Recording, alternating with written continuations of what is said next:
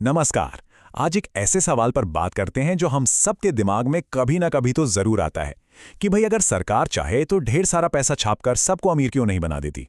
अब ये आइडिया सुनने में जितना सीधा लगता है, इसका जवाब उतना ही दिलचस्प और थोड़ा पेचीदा है।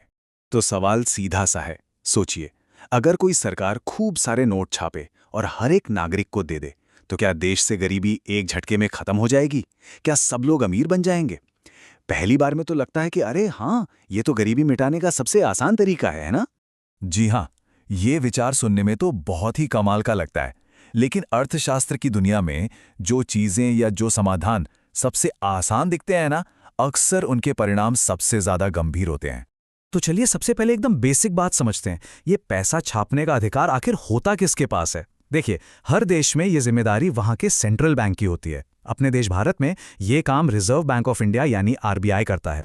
तो ठीक है, अब जरा कल्पना करते हैं कि कोई सरकार या सेंट्रल बैंक ये फैसला कर ले कि चलो बहुत ज्यादा पैसा छापते हैं, तो इसका हमारी अर्थव्यवस्था पर असर क्या होगा? तो होता क्या है, ये एक चेन रिएक्शन की तरह काम करता है। पहला कदम, सरकार जरूरत से बहुत ज्यादा नोट छाप देती है।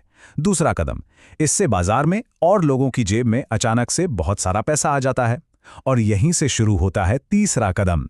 एक ऐसा खतरा जन्म लेता है जो दिखता नहीं लेकिन होता बहुत बड़ा है।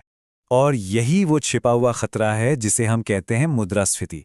अंग्रेजी में आपने इसका नाम जरूर सुना होगा, इन्फ्लेशन।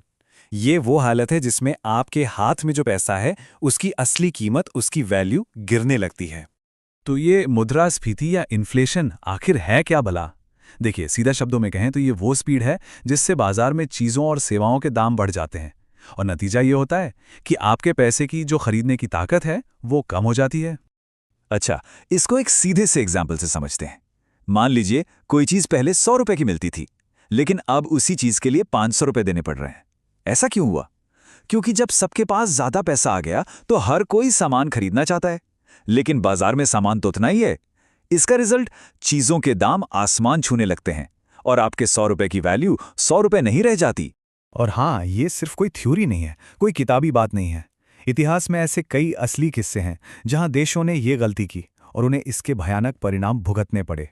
इतिहास में दो सबसे बड़े और डरावने उदाहरण मिलते हैं, जर्मनी और जिम्बाब्वे। 1920s के दशक में जर्मनी ने बेहिसाब पैसा छापा था और अभी हाल ही में 2000 के दशक में जिम्बाब्वे ने भी यही किया। दोनों ही मामलों में जो हुआ वो विनाशकारी था। उसे कहते हैं हाइपर इन्फ्लेशन, मतलब महंगाई जब काबू से बिल्कुल बाहर हो जाए। जर्मनी में तो हालत इतनी ज्यादा बिगड़ गई थी कि ये बात सच हो गई थी। जरा सोचकर देखिए, एक मामूली सी ब्रेड खरीदने के लिए लोगों को नोटों से भरे हुए थैले लेकर जाना पड़ रहा था। मतलब पैसे की वैल्यू लगभग 0 हो गई थी। और कुछ ऐसा ही हाल हुआ जिम्बाब्वे का भी। वहां की सरकार ने इतने नोट छाप दिए, इतने ज्यादा कि आखिर में उनकी खुद की करेंसी ही लगभग बेकार हो गई। लोगों का अपनी ही मुद्रा से भरोसा उड़ गया। तो अगर ज्यादा पैसा छापना सलूशन नहीं है, तो फिर सवाल उठता है कि कोई देश असली में अमीर बनता कैसे है? असली समृद्धि का जो राज है वो नोट छापने से कई ज्यादा गहरा और असल है। तो बात यह है कि अर्थशास्त्र का एक बहुत ही बेसिक नियम है कि किसी भी देश को सिर्फ उतने ही नोट छापने चाहिए जितनी उसकी अर्थव्यवस्था को चलाने के लिए, उसके विकास के लिए जरूरत हो, न उससे कम और ना ही उससे ज्यादा। तो यहां पर ना एक भ्रम और एक हकीकत को समझना बहुत जरूरी है। हमें भ्रम होता है कि अमीर बनने का रास्ता है ज्यादा पैसा छापना, लेकिन वास्तविकता यानी हकीकत यह है कि असली दौलत आती है उत्पादन और उद्योग से। मतलब इस बात से कि वो देश कितनी चीजें और सेवाएं बना रहा है। तो किसी भी देश की असली संपत्ति और असली ताकत इन पिलर्स पर बनती है। देश में प्रोडक्शन कितना हो रहा है, वहां की इंडस्ट्री कितनी मजबूत है, लोगों की शिक्षा का स्तर कैसा है और देश में रोजगार के कितने मौके बन रहे हैं। यही वो चीजें हैं जो किसी देश को सच में अमीर बनाती हैं। तो आखिर में ये सारी बातचीत हमें एक बहुत बड़े सवाल पर लाके छोड़ देती है। अगर सरकार या बैंक नहीं, तो फिर पैसे की असली कीमत तय कौन करता है? क्या ये बाजार है, या लोगों का उस पैसे पर भरोसा, या फिर वो उत्पादन जिसके बारे में हमने अभी बात की? इस पर जरूर सोचिएगा।